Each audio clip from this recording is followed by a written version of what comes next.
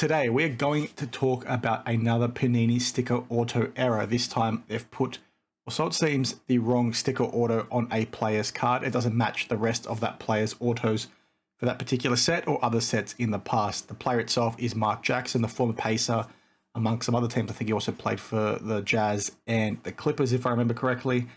But it's an interesting one. And whilst this is sort of beating a dead horse, given we've talked about it many times, I want to clarify or re-clarify my suggestions on what Topps and Panini could be doing to try and fix this, albeit I don't think this is the typical error from, Topps or Panini when it comes to sticker orders. I think there's maybe a little bit more going on here.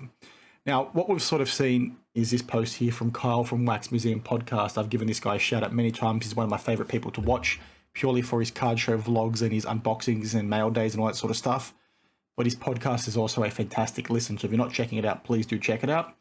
But he posted this on Twitter the other day and said this: who signed this sticker? I'm pretty sure the answer is not Mark Jackson. And the reason why, Kyle was very confident, and then also Firehand Sports Cards over here, is because Mark basically has a very specific auto that he places on cards. And he always writes, "God bless you," essentially like you're seeing on this Hoops card. Now, that's what they all look like, per my understanding. He doesn't really deviate away from this, which is why it raised some questions for Kyle. Kyle's a big Pacers fan. He's obviously seen this in part of his save searches and all that sort of stuff. So it stood out like a sore thumb for him. Now, there's the God bless you and then the Mark Jackson below. So, when seeing this, he basically said, what's going on? I'm pretty sure he didn't sign it for that reason. Many others in the comments below agreed.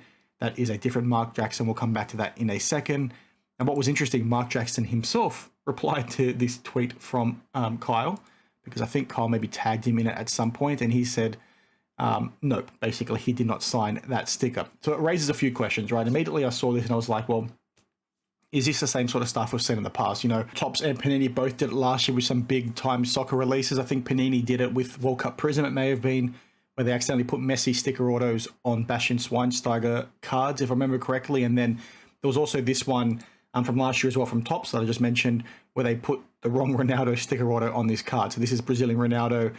This is Topps Deco, I think is what the set is. And they basically put Cristiano Ronaldo's on Brazilian Ronaldo's card. Basically, they're both GOATs.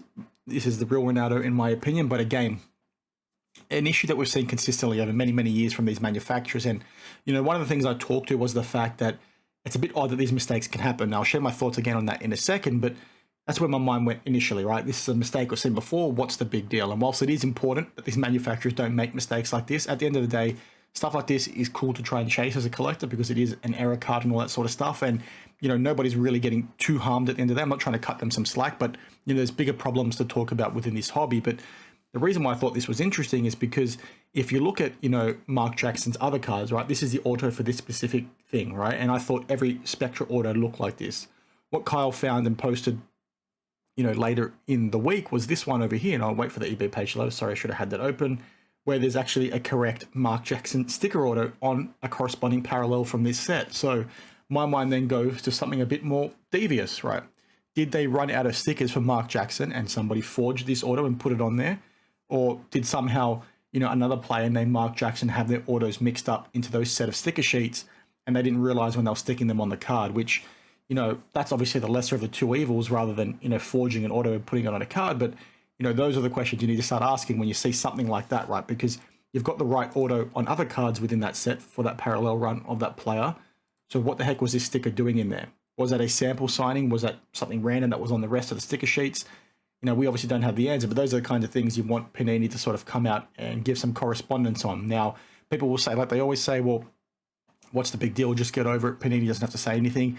I don't like that whole mindset, right? We want them to talk about this sort of stuff. We want them to acknowledge it to try and make it a little bit better. And I'll share my thoughts on that a little bit further in a second. I know I've said that a few times, but this is another Mark Jackson. He played for the Warriors. I'm not sure how many other teams he played for, but you can sort of see that this auto looks a little bit, similar to what this one does in terms of the J itself, but that is a common way to write J.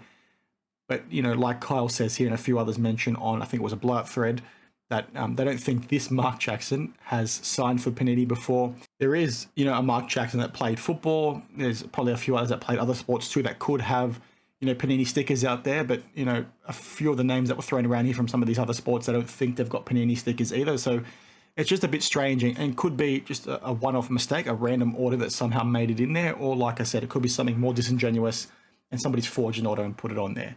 And yes, we're not going to get the answers to that sort of stuff, but one of the suggestions that I've put forward for Panini and Topps to avoid issues like this and avoid like what we just discussed for the Ronaldo stuff as well is, why don't they have some sort of database for the people to reference when they're sticking these cards on there, or sticking these autos on the cards? Yes, that might already have something like that, but clearly it's not working. But, my suggestion would be, have something that they can reference on their phone through an app or a database or something, right? And they can look at all the sticker sheets before they stick them on the card and say, okay, this is the right player.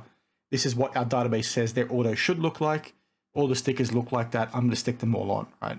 That would prevent a lot of this sort of stuff from happening. And whilst it doesn't happen a heck of a lot, I'm sure it would do a lot more to mitigate a mistake like this. Now, I'm not sure how many people were sticking these autos on the cards, because you like to think the person peeling them off and sticking them on would know that all of a sudden this one auto is different. And yes, they are minimum wage employees for the most part, from what we're told.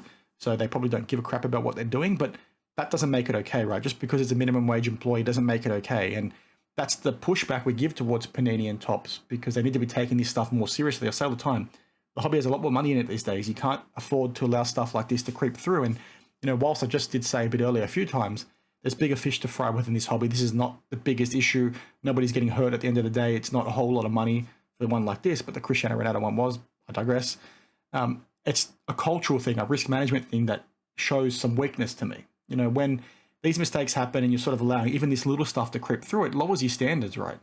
If you put things in place to hold people better accountable inside your own business, and you have more policies and procedures to track stuff like this, or you have a database like I just mentioned to make sure the auto matches the play you're putting on there for now, that helps elevate and make everything better, right? It improves your culture. And that's the reason why I complain about this sort of stuff, because, even you look at what, sport athletes talk about. They always talk about the 1%ers, right? The little things that they do that nobody else does that makes them great.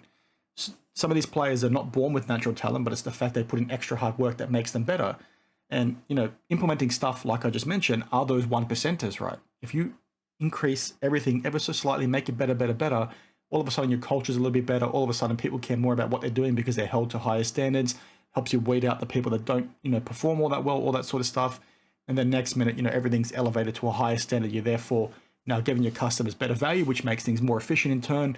It's a huge cycle, right? You guys can research about supply chain management if you don't know about it or anything like that, right? All these little things add up, like those 1% analogy that I just gave. So that's why I talk about it. That's why I push back on this sort of stuff. And albeit, yes, it's a small problem, but that helps, grow and snowball into some of these bigger issues that we're sort of seeing. So, part of the reason why talking about this was to re-clarify my thoughts on what Topps and Panini could be doing to make sure, stuff like this doesn't happen. But also for you guys, if you see any more stuff like this, please share it with me, because I'm interested in maybe putting together some sort of database or repository that tracks some of these auto errors, because a lot of it comes out and then people forget about it. And I want to try and track it so I can actually understand how big of an issue it actually is, because whilst it could be quite small, it could also be quite big, given that many people, don't really talk about it. So, please do share your thoughts on this one down in the comments below, and I'll see you guys in the next one. Cheers.